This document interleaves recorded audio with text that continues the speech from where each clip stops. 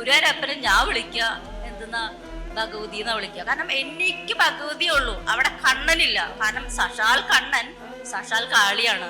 അപ്പൊ കാളി തത്വം അറിഞ്ഞ ഞാൻ കണ്ണാന്ന് വിളിക്കേണ്ട കാര്യമില്ല. ഒരേ കാരണം ഞാൻ കണ്ടെത്തിയതിൽ 95% നശിക്കപ്പെട്ട പരദേവതയും അതുപോലെ തന്നെ പൂർവ പിതാമഹന്മാരുടെ ശാപാണ്. ഈജിപ്തിൽ 15-ാം നൂറ്റാണ്ടിൽ നിന്നിരുന്ന കപാല സമ്പ്രദായമാണ് ടാരോ. ടാരോ എന്നുള്ളത് മറ്റൊരാൾക്ക് കറക്റ്റ് ആയിട്ട് ഒരു പ്രെഡിക്ഷൻ, അതായത് നമ്മുടെ ജ്യോതിഷം പോലെ കവിടി വെച്ചിട്ടുള്ള ഒന്നും വേണ്ട. ടാരോ വളരെ എളുപ്പമാണ്. അത് ഒരേ ഒരു ശക്തിയാ. വ്യാസം പറഞ്ഞു നേരത്തെ, ശബരിമലയിൽ ഞാൻ പോയി, അതായത് ഭഗവതി എന്നെ യാത്ര അയക്കിയ ചില കാര്യങ്ങളുണ്ട്, വളരെ രസകരമായ കാര്യങ്ങൾ. അപ്പോൾ ശബരിമലയിൽ പോയപ്പോഴും ഞാൻ വിളിച്ചത് ദേവീന്ന് തന്നെയാണ്. കാരണം എൻ്റെ ഉള്ളിൽ എൻ്റെ ഉപാസന ദേവതയാണ്. ഏത് ക്ഷേത്രത്തിൽ പോയാലും ഞാൻ വിളിക്കുക. ഞാൻ സുബ്രഹ്മണ്യനെ കാണാൻ പോയാലും ഞാൻ ഭഗവതിന്ന് വിളിക്കുക, അല്ലെങ്കിൽ ശിവനെ, ശിവശക്തികളെ നമ്മൾ ധ്യാനിക്കുമ്പോൾ എന്നിൽ കാണുന്നത് ഞാൻ ഗുരുവായൂർ ജനിച്ചു വളർന്ന കുട്ടിയാണ്. എൻ്റെ നാട് ഗുരുവായൂരാണ്. പോകാൻ കഴിഞ്ഞതാണ് വടക്കാഞ്ചേരിക്ക്. പക്ഷെ ഗുരുവായൂരപ്പനെ ഞാൻ വിളിക്കുക എന്തെന്നാ ഭഗവതി എന്നാ വിളിക്കുക. കാരണം എനിക്ക് ഭഗവതിയേ ഉള്ളൂ, അവിടെ കണ്ണനില്ല. കാരണം സഷാൽ കണ്ണൻ സഷാൽ കാളിയാണ്. അപ്പൊ കാളി തത്വം അറിഞ്ഞ ഞാൻ കണ്ണാന്ന് വിളിക്കേണ്ട കാര്യമില്ല. അപ്പൊ ഞാൻ പറഞ്ഞു വരുന്നത്, നിങ്ങളെല്ലാവരിലേക്കും പ്രവേശിക്കുമ്പോൾ, നിങ്ങൾ മറ്റൊരാളുടെ സൂക്ഷ്മതലത്തിലേക്ക് നമ്മൾ ഇടപെടുമ്പോൾ നമ്മൾക്ക് കർമ്മ വരും, തീർച്ചയായിട്ടും വരും. അപ്പൊ അങ്ങനെയാണ് ഞാൻ ടാരോ പഠിച്ചത്. ടാരോ എന്നുള്ളത് മറ്റൊരാളുടെ കർമ്മ ഇടപെടൽ നടത്തുകയാണ്. അതെങ്ങനെയാണ്? ഒരാൾ വഴി തെറ്റിപ്പോയി, അപ്പോൾ മറ്റൊരാൾ, ഞങ്ങൾ 4 പേരിയ്ക്കുമ്പോൾ ഞങ്ങൾ 4 പേരോടും ചോദിക്കണം എങ്ങോട്ടാണ് യാത്ര, ഇത് വഴി തെറ്റി, ഞാൻ എങ്ങോട്ടാണ് പോകേണ്ടത്. അപ്പോൾ നിങ്ങൾ ഇതിൽ പോകുന്നു ഞാൻ പറയണു, വ്യാസം പറയണു അപ്പുറത്ത് കൂടെ വളഞ്ഞെടുത്താൽ നിങ്ങൾക്ക് അങ്ങോട്ട് പോകാം. നമ്മുടെ ശ്രീനിവാസ് സാറ് പറയണു ഇപ്പുറത്ത് കൂടെ സ്ട്രെയിറ്റ് എടുത്താൽ നിങ്ങൾക്ക് അവിടെ എത്താം. തസ്മൈ പറയണു നിങ്ങൾ നേരെ പൊക്കോളൂ, അവിടെ എത്താം. ഇത്ര തന്നെയല്ലേ ഉള്ളൂ. അപ്പോൾ ഇത് തന്നെയാണ് ഈ ടാരോയിൽ കൂടെ ചെയ്തതും. ഞാൻ എന്ന വ്യക്തി പുതിയതായിട്ടൊരു കാർഡ് നിർമ്മിച്ചിട്ടുണ്ട്, രുദ്രതീർത്ഥം എന്ന് പറഞ്ഞിട്ട്. ആ രുദ്രതീർത്ഥം എന്തിനാണ്? മറ്റൊരു വ്യക്തിയുടെ കർമ്മത്തിൽ ഇടപെടണം. കാരണം അവർക്ക് ഡയറക്ഷൻ കൊടുക്കണം, നിങ്ങൾ എങ്ങോട്ട് പോകണം, നിങ്ങൾ എവിടെ സ്റ്റെക്കായി, ആ സ്റ്റെക്കിൽ നിന്ന് നിങ്ങൾ എങ്ങനെ മൂവ് ഓൺ ചെയ്താൽ എങ്ങോട്ട് പോവാം എന്നുള്ളതാണ് കാർഡിൽ നിർദ്ദേശിക്കുന്നത്. അത് അപ്പോൾ മറ്റൊരാളുടെ കർമ്മ, അതായത് ആകെ 78 ഡെക്കുള്ളെങ്കിലും ഒരു ബാംഗ്ലൂർ ഡേയ്സ് എന്ന് പറഞ്ഞിട്ട് ഒരു സിനിമ നിങ്ങളെല്ലാവരും കണ്ടിട്ടുണ്ടാവും. അതിലൊരു വാക്ക് പറയുന്നുണ്ട് അതിലത്തെ നായകനോട്, എല്ലാ വില്ലകളും ഒരുപോലെ. എൻ്റെ മരുമകൾ വരുമ്പോഴും പറഞ്ഞു, അമ്മ ഈ നോക്കൂ എല്ലാ വില്ലകളും ഒരുപോലെ ഉണ്ട്. വില്ലകളെല്ലാം ഒരുപോലെയാണ്, പക്ഷെ അതിൻ്റെ ജീവിതം, ഉള്ളിലത്തെ ജീവിതങ്ങളെല്ലാം പലതാണ്. ഇതേപോലെയാണ് കാർഡ്. 78 കാർഡേ ഉള്ളൂ, ഒരു ഡെക്കിൽ 78 കാർഡേ ഉള്ളൂ. പക്ഷെ അത് വായിക്കുമ്പോൾ പല വ്യക്തികളുടെ ജീവിതം, 500-600 പേരുടെ ജീവിതം വായിച്ചിട്ടുള്ള ഒരു വ്യക്തി എന്നുള്ള നിലയിൽ പറയണത്, പലരുടെയും ജീവിതം വളരെ ദാരുണമാണ്, ദയനീയമാണ്. പലരും ആത്മഹത്യയുടെ വയ്ക്കില്ല. എവിടെയാണ് ആത്മഹത്യ എന്നുള്ളൊരു വാക്ക്?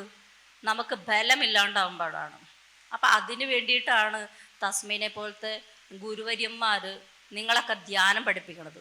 ചില ആൾക്കാർക്ക് പറയും പെട്ടെന്ന് ഫാസ്റ്റ് റിസൾട്ട് കിട്ടിയില്ല, ഇനി അടുത്ത ഗുരുവിനെ പോയി നോക്കാം, അയാൾ വല്ലതും തന്നാലോ, ഇനി അതും പോരാ വേറൊരു ഗുരുവിനെ പോയി നോക്കും, അവിടുന്ന് ഒന്നും കിട്ടിയില്ല, ഇനി അടുത്ത. കാരണം അവൻ അറിയണില്ല. ഇപ്പോൾ ഒരു ട്രാൻസ്ഫോമർ നിറയെ ഊർജമാണ്.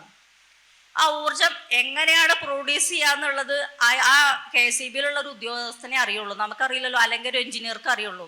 അപ്പം അതറിയാം ട്രാൻസ്ഫോമറിൻ്റെ ഊർജം എവിടെയൊക്കെ ഇരിക്കണം എന്നുള്ള തസ്മയ്ക്ക് അറിയാം. അതുകൊണ്ടാണ് നിങ്ങളൊക്കെ ഇവിടെ വന്നിരിക്കുന്നത്.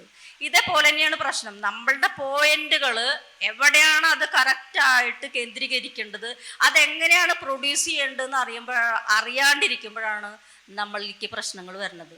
ഇതുതന്നെയാണ് ഇത്രയും കാലങ്ങൾ എൻ്റെ മുമ്പിൽ വന്ന് ടാരോ റീഡിങ്ങിലൂടെ ആണെങ്കിലും എന്നെ നേരിട്ട് കാണാൻ വ്യക്തികളായാലും പ്രശ്നങ്ങളിൽ പെട്ടിട്ടാണ്. അത് ഒരേ കാരണം ഞാൻ കണ്ടെത്തിയതിൽ 95% നശിക്കപ്പെട്ട പരദേവതയും അതുപോലെ തന്നെ പൂർവ പിതാമഹന്മാരുടെ ശാപാണ്. അതായത് നിങ്ങൾ അന്യം നിന്ന തറവാട്ടുകളിൽ നിങ്ങളറിയാതെ പിതൃക്കളുണ്ട്. ആ പിതൃക്കളെല്ലാം അവര് നിങ്ങളുടെ നന്മയ്ക്കും നിങ്ങളുടെ പരമ്പരയുടെ നന്മയ്ക്കും കൊണ്ടുവന്നുവെച്ച ദേവതകളുണ്ടായിരിക്കാം. അതാരാവട്ടെ, ആ ദേവതകളൊക്കെ ഇപ്പം പകുതി മുക്കാലും കിടക്കുന്നത് വല്ല പുഴയിലോ തോട്ടിലോ കുളത്തിലോ കാശിയിലോ രാമേശ്വരത്തൊക്കെയാണ്. ഇത്രയാണ്. ഇനി നിങ്ങൾക്കല്ലേ എന്തെങ്കിലും ചോദിക്കാൻ, എൻ്റെ അറിവ് പരിമിതമാണ്, അതിനനുസരിച്ച് നിങ്ങൾക്ക് ചോദിക്കാം. ടാരോനെ കുറിച്ചാണെങ്കിൽ ഞാൻ കൂടുതൽ വാചാലയാവും, അതുപോലെ തന്നെ ഭഗവതിനെ കുറിച്ചാണെങ്കിലും എനിക്കറിയാവുന്നത് നിങ്ങളോട് സംവദിക്കാം.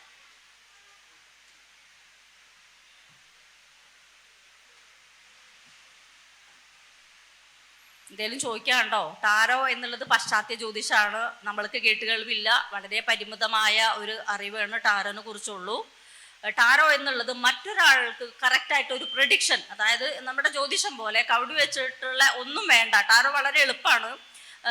അതായത് നമുക്ക് ഗുണിക്കണ്ട, കുറയ്ക്കണ്ട, കൂട്ടണ്ട, മാസങ്ങളെ കുറിച്ച് ഒന്നും അറിയണ്ട.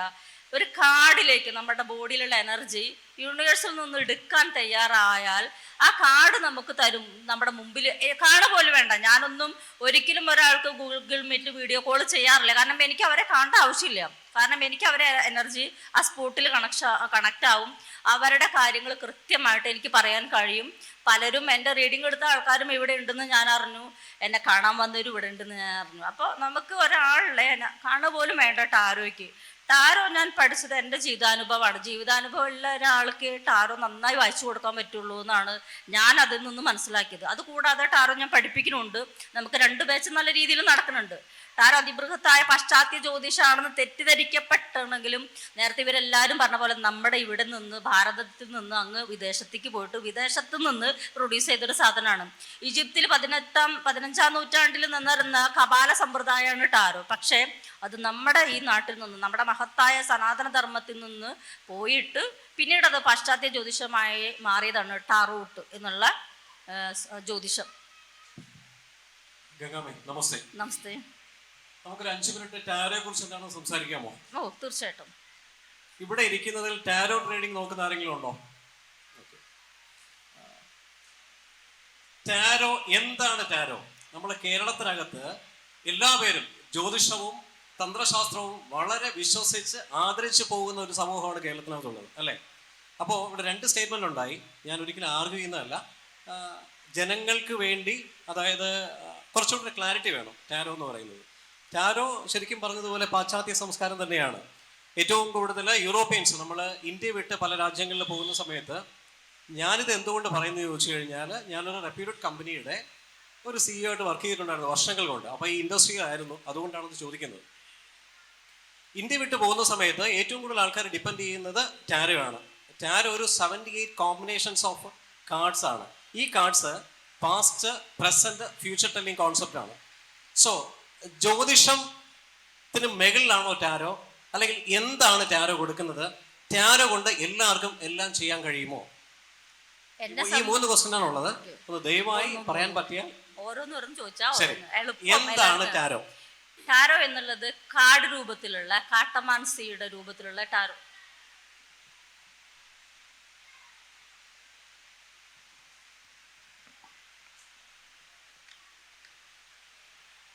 ഇതെൻ്റെ തന്നെ ടാരോ, അതായത് ഒറക്കൽ കാർഡാണ്. ഉദ്ഘാടനത്തിന് അല്ലെങ്കിൽ ഇത് പ്രകാശന ചടങ്ങിന് നമ്മുടെ ഗുരു തസ്മയ്ക്ക് കൊടുത്തുകൊണ്ട് ഉദ്ഘാടനം ചെയ്യാനുള്ളതാണ്. അപ്പോൾ ടാരോ എന്നുള്ളത് ഞാൻ കാണിച്ചു തരാം എന്താണ് എന്നുള്ളത്. മോനെ ഒന്ന് കൊടുക്കൂ. ഒന്നെടുത്തോ മതി. എൻ്റെ കൈ ഇളക്കാൻ വയ്യാത്തതുകൊണ്ടാണ്. ടാരോ എന്നുള്ളത് ഇതൊരു രുദ്ര ഉറക്കൽ, രുദ്രതീർത്ഥം. ഇതൊക്കെ എനിക്ക് ഡയറക്ഷൻ കിട്ടുന്നത് എൻ്റെ ഉപാസന ദേവത, ഞാൻ പറഞ്ഞില്ലേ, ഇടനാടിയായ ദുർഗയും പിങ്കളനാടിയായ എന്താ പറയുക ഭദ്രയും. അപ്പം ഇവരുടെ ഡയറക്ഷനാണ് എനിക്ക്. അപ്പം ടാരോ എന്നുള്ളത് ഇങ്ങനെ കാർഡ് രൂപത്തിലുള്ള ഒരു പ്രവചനാത്മകമായ ഒരു, അതായത് എന്താ പറയുക, നമ്മളിപ്പോൾ ജ്യോതിഷത്തിന് ഉപയോഗിക്കുന്ന ഒരു ടൂളാണ് കബഡി, അല്ലേ? കബഡി. അപ്പം അതേപോലെ ടാരോ എന്നുള്ള ജ്യോതിഷത്തിന് ഉപയോഗിക്കുന്ന ഒരു ടൂള് ഇങ്ങനെ ഒരു കാർഡ്. ഇതിനാണ് കാർട്ടമാൻസി എന്ന് പറയാം. ഇത് നമ്മുടെ നാട്ടിൽ, ഭാരതത്തിൽ നിന്ന് പോയിട്ട് പാശ്ചാത്യർ, അതായത് ഈജിപ്തിലൊക്കെ കപാല സമ്പ്രദായത്തിനെ കുറിച്ചൊക്കെ നിങ്ങൾ കേട്ടിട്ടുണ്ടാവും, അല്ലേ? അതിലേക്കൊന്നും എനിക്ക് കൂടുതൽ അറിയില്ല, കപാല സമ്പ്രദായം. അപ്പോൾ ഈ കാർഡ് രൂപത്തിൽ അവർ പ്രഡിക്ഷൻ ചെയ്തിരുന്നു എന്നാണ് പറയണത്. അതായത് പാശ്ചാത്യര് 15ാം നൂറ്റാണ്ടിൽ, ഓർക്കണം, ഇന്നോ ഇന്നലെ അല്ല, 15ാം നൂറ്റാണ്ടിൽ ഇതൊന്ന് പ്രഡിക്ഷൻ കാർഡായിട്ട് ഇതിൽ എന്തൊക്കെയോ അടങ്ങിയിട്ടുണ്ടെന്ന്, അല്ലെങ്കിൽ എന്തെല്ലാം ദൈവവിളികൾ, അല്ലെങ്കിൽ എനർജൈസ് ചെയ്യാൻ, അതായത് നമ്മൾ ഒരു ഫോൺ കുത്തിവെച്ചാൽ അതിൽ ചാർജ് ആവണ പോലെ നമ്മളുടെ കൈ, കൂടുതലും ഇതിലെല്ലാം ഇടത് കൈ കൊണ്ടാണ് നമ്മൾ എനർജൈസ് ചെയ്യുക. അപ്പോൾ ഈ എനർജി കൊടുത്തു കഴിഞ്ഞാൽ മറ്റൊരാൾക്ക് കൃത്യമായിട്ട് അവൻ്റെ ജീവിത രീതി എന്താണ്, ഇപ്പോഴത്തെ പൊസിഷൻ എന്താണ്, നെക്സ്റ്റ് എന്താണ് എന്ന് പറയാൻ, അതാണ് പാസ്റ്റ്, ഫ്യൂച്ചർ, പ്രസൻസ് എന്ന് പറഞ്ഞത്. പാസ്റ്റ് ലൈഫ്, കഴിഞ്ഞ ജന്മം വരെ ഒരു 5 റീഡിങ് 10 റീഡിങ് ഏറ്റവും കഴിഞ്ഞ ജന്മത്തിലെ റീഡിങ് ഞാൻ എടുത്തു കൊടുത്തിട്ടുണ്ട്. കഴിഞ്ഞ ജന്മം, ഈ ജന്മമല്ല കഴിഞ്ഞ ജന്മം. അപ്പോൾ ഈ കാർഡിൽ എല്ലാം അടങ്ങിയിട്ടുണ്ട്. അതായത് നമ്മൾക്ക് ഒരു വ്യക്തിക്ക് എന്താണ് പ്രശ്നം, ആ ഒരു വ്യക്തിയുടെ പ്രശ്നത്തിനെ എങ്ങനെ സോൾവ് ചെയ്യാം, ആ വ്യക്തിക്ക് എന്താണ് കൊടുക്കേണ്ട ഡയറക്ഷൻ. അതായത് 3 കാര്യം, നമ്മൾ പാസ്റ്റ്, പ്രസൻസ്, ഫ്യൂച്ചർ.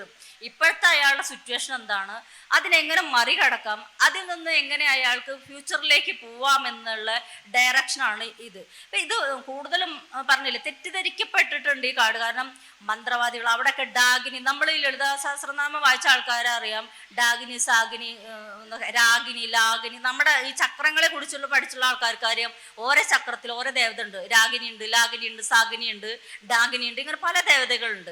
ഇതേപോലെ തന്നെ അവിടെ ഡാഗിനി എന്ന് പറഞ്ഞിട്ടുണ്ടെങ്കിൽ അത് യക്ഷിണി കലകളാണ്. അപ്പൊ യക്ഷിണി കലകളിലത്തെ ഒരു ഡാഗിനിയാണ്. അങ്ങനെയാണ് ഇതിന്, അതായത് മന്ത്രവാദം, ദുർമന്ത്രവാദം, മന്ത്രവാദം ദുർമന്ത്രവാദം രണ്ടും തന്നെയാണെന്നാണ് ഞാൻ മനസ്സിലാക്കിയിരിക്കുന്നത്. കാരണം മന്ത്രത്തെ വാദിച്ച് ജയിച്ചിട്ട് ആ മന്ത്രം കൊണ്ട് മറ്റൊരാൾക്ക് നന്മ ചെയ്യുമ്പോൾ അത് നല്ല തന്നെയാണ് അല്ലേ.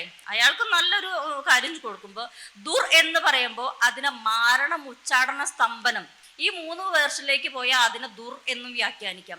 അപ്പൊ ഇത് അവരൊക്കെ കൂടുതൽ ബ്ലാക്ക് മാജിക് രൂപത്തിലാണ് കൂടുതലും ഇതിനെ. കാരണം അങ്ങനത്തെ ഒരു സിറ്റുവേഷനൊക്കെ ഉണ്ടാക്കിയിട്ട് ഒരു പക്ഷേ ജനങ്ങളിലേക്ക് ഒരു ഭയപ്പാടോട് കൂടിയിട്ട് നീങ്ങി നിൽക്കാൻ വേണ്ടിയിട്ടോ, അല്ലെങ്കിൽ ഇങ്ങനത്തെ ഒരു വ്യക്തികൾ ഒരു പർട്ടിക്കുലർ ഇതിൽ നിന്ന് ആൾക്കാരിൽ നിന്ന് അകന്ന് നിൽക്കണ ഒരു രീതിയിലൊക്കെയൊക്കെയാണ് ഈ എന്താ പറയുക ടാറോ എന്നുള്ള.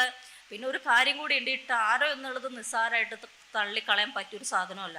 കാരണം ഇതിലേക്ക് എനർജി എടുക്കുമ്പോൾ കൃത്യമായിട്ട് ഞാൻ പറഞ്ഞല്ലോ, ഞാൻ കഴിഞ്ഞ ജൂൺ 2024 ജൂണിലാണ് എൻ്റെ മെൻറ്ററുടെ ഒരു ടാരോ എന്താ പറയുക റീഡിങ് ടാരോ വീഡിയോ നമ്മുടെ അബാക് മീഡിയയിൽ എൻ്റെ മെൻറ്ററുടെ വീഡിയോയും അതിലുണ്ടായിരുന്നു. അദ്ദേഹത്തിൻ്റെ അടുത്താണ്, പ്രദീപ് ഹരിഹരൻ എന്ന് പറഞ്ഞ അദ്ദേഹത്തിൻ്റെ അടുത്താണ് ഞാൻ ടാരോ വെറും 1 മാസം കൊണ്ട് ഞാൻ 4 or 6 ക്ലാസ് ഞാൻ പങ്കെടുത്തിട്ടുള്ളൂ. പക്ഷെ പിന്നീട് ഞാനിത് റിസർച്ചാണ് ചെയ്തത്. അതുകൊണ്ടാണ് 4 ഒറക്കൾ കാർഡ് ഞാൻ തന്നെ നിർമ്മിച്ചത്.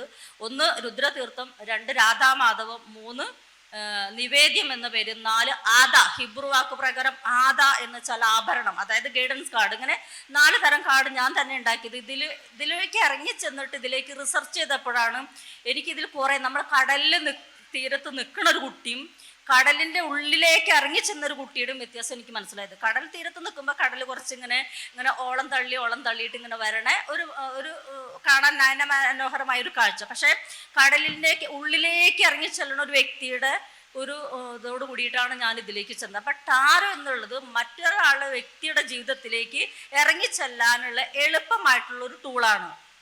Thank you.